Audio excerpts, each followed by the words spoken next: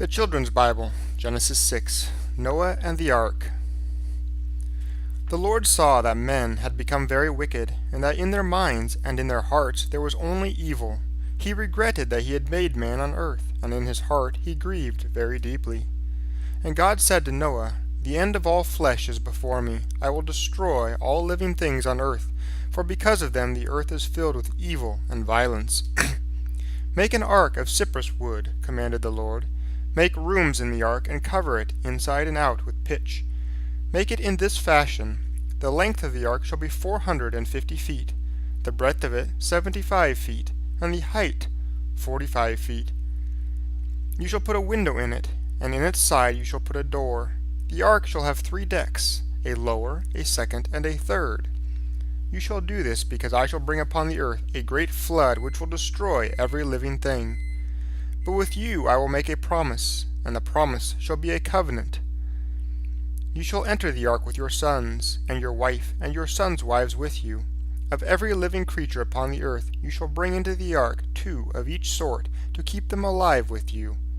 They shall be male and female, birds of all kinds, cattle and every creeping thing. 2 of every animal in creation shall come to you for you to keep them alive. And take with you some of every kind of food that is eaten. Gather it up, and it shall be food for you and the creatures that are with you." Now Noah had lived to a very great age when the flood of waters came upon the earth. And God said to Noah, "Come into the ark, you and all who are with you.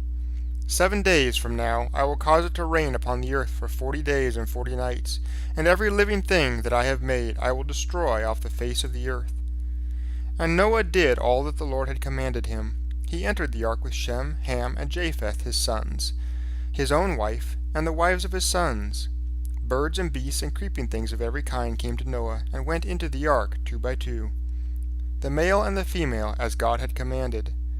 Then the Lord shut Noah in the ark, and the waters of the flood were upon the earth. All the fountains of the great deep were broken up, and the windows of heaven opened, and the rain fell upon the earth 40 days and 40 nights. The waters swelled, and lifted the ark above the earth. The flood spread, and the waters continued to rise upon the earth, and the ark floated upon the face of the water. The waters rose higher and higher upon the earth, until all the high mountains under heaven were covered. 45 feet more did the waters rise above the high mountains, and they were indeed covered.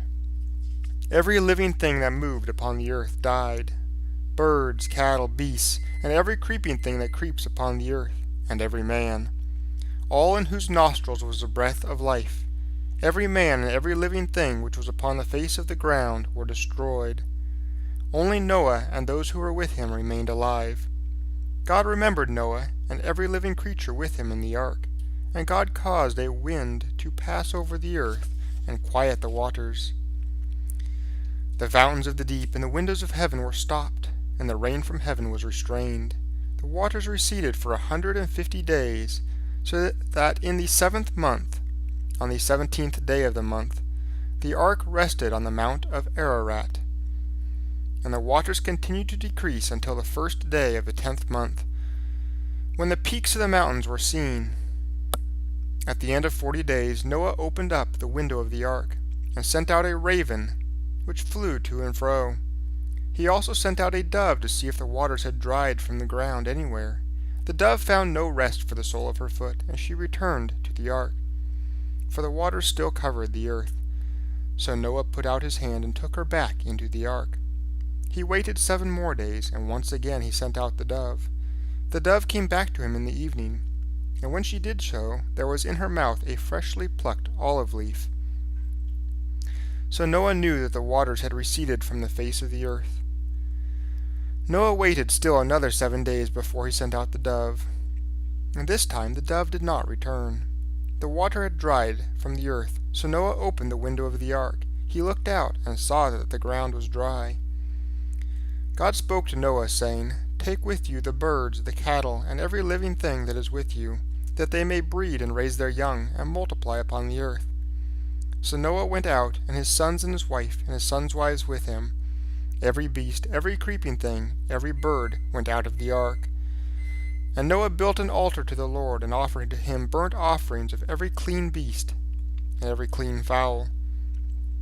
The Lord smelled the sweet odor, and said in his heart, I will not curse the ground any more for man's sake, nor will I ever again strike down every living thing as I have done. As long as the earth remains, seed time and harvest, cold and heat, summer and winter, day and night will never cease. God blessed Noah and his sons, and said to them, Be fruitful and multiply, and replenish the earth. The fear and the dread of you shall be upon every beast of the earth, and upon every bird of the air, upon all that moves on the earth, and upon all the fishes of the sea. Every moving thing that lives shall be food for you.